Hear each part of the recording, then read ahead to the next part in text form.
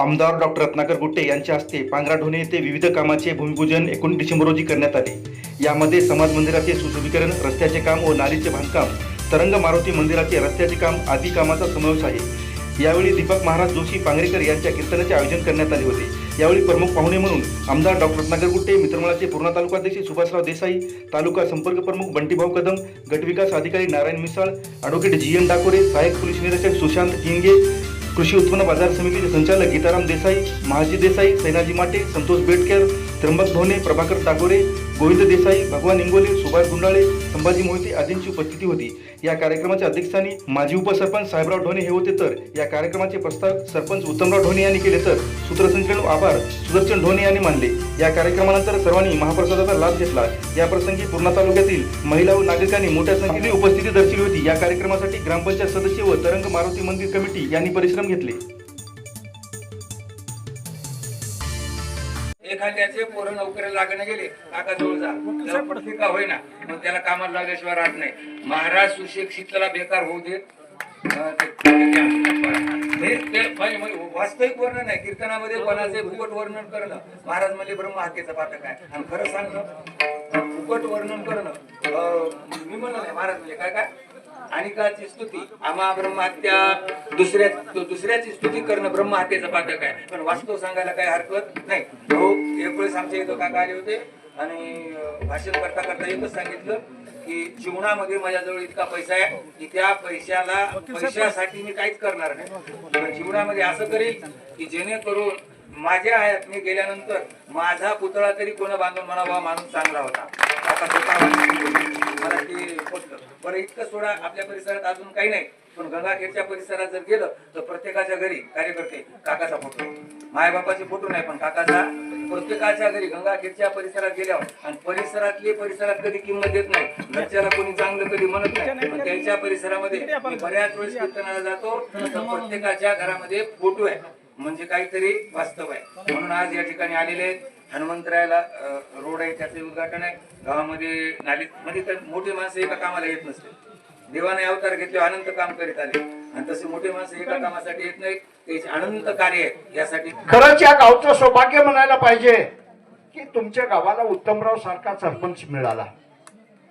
त्याच्या पाठीमागे कारण आहे, त्यांचे वडील त्या काळामध्ये पंचायत समितीचे सभापती होते, उपसभापती होते। त्यांचे बंधू प्रकाशराव 216 गावचे सभापती होते पंचायत समिती वसमतचे, तसं ते बँकेचे संचालक सुद्धा होते। म्हणजे त्याला एक राजकीय वसा किंवा राजकीय पार्श्वभूमी असलेला माणूस आहे, आणि तो माणूस तुमचा विकास केल्याशिवाय राहणार नाही। अहो, त्याला आई वडिलांची खूप मोठी पुण्याई आहे, जमीन जायदादवाला प्रॉपर्टीवाला माणूस आहे, सदन माणूस आहे। तो काय पहिल्या ह्या चुनावा सर्कलतल्या गुत्तेदारावनी कागदावर विकास करणारा नाही।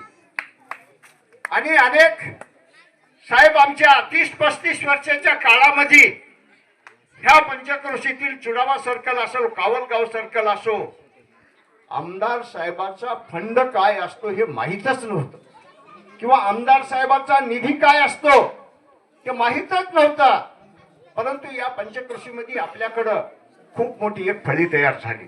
दाजीबा भोसले असतील, बखाल मामा असतील, चांदामामा बोबडे असतील, नंदू डाखोरे असतील, किंवा मी असं, आम्ही एवढं सोसलं।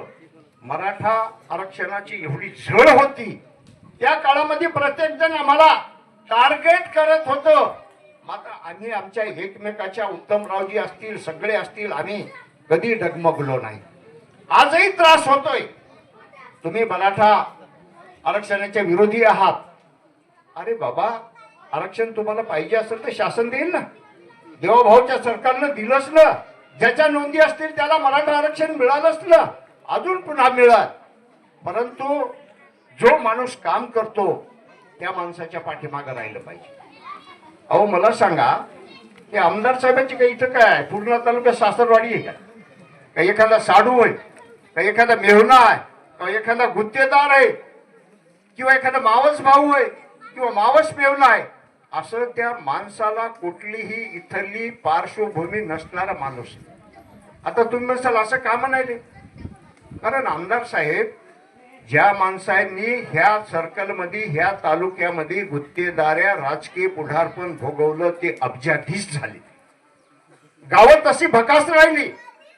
मला सांगावा 35 वर्षामध्ये ह्या पांगऱ्यामध्ये किती निधी आला?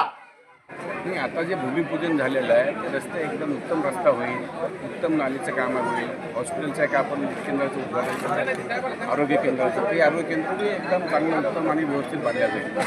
आणि त्याला जनतेचा खूप जनतेचा त्याच्यामध्ये त्याला जिथे जनतेचा जे प्रॉब्लेम आहे, खूप मोठा प्रॉब्लेम होता, ते लवकरात लवकर सगळ्यात भोवतालच्या गावाला पण त्याचा फायदा होणार आहे आणि इथले तर त्यांना आरोग्य सेवा मिळणार आहे. रस्त्याचं काम सुरू आहे संत गतीने सर. नाही, संत गतीनं सुरू म्हणजे काय असतं, कधी आता पाऊसकाळ झाला आणि काही रस्त्यावरून तुझे आता बोललो बी की काही दुसऱ्या इतर कंपनीच्या लोकांनी गाड्या टाकल्या होत्या, तर तोही आता दुरुस्त करून देणार आहे. लवकरच आता मार्चपर्यंत पूर्ण करतो असं कंपनी कॉन्ट्रॅक्टरने सांगितलं. खडीकरणाचे काम सुरू आहे सर. आता खडीकरणाचं काम सुरू होईल, सुरू होऊन झालं की होऊन जाईल खडीकरणाचं काम. काही लोकांना काय असेल लोकांना तुम्ही आव्हान काय करणार? म्हणजे आव्हान आता काय, लोकांनी चांगलं राहावं, चांगले कामं करून घ्यावेत, बोगस काम होऊ देऊ नयेत, चांगलं काम करून घ्यावं हे या जनतेला आव्हान आहे माझं. व्हिडिओ साहेबाबद्दल वेगळ्या तक्रारी होते. व्हिडिओ साहेबांची तक्रार नाही, व्हिडिओ साहेब म्हणजे चांगले आहेत. आता काहीतरी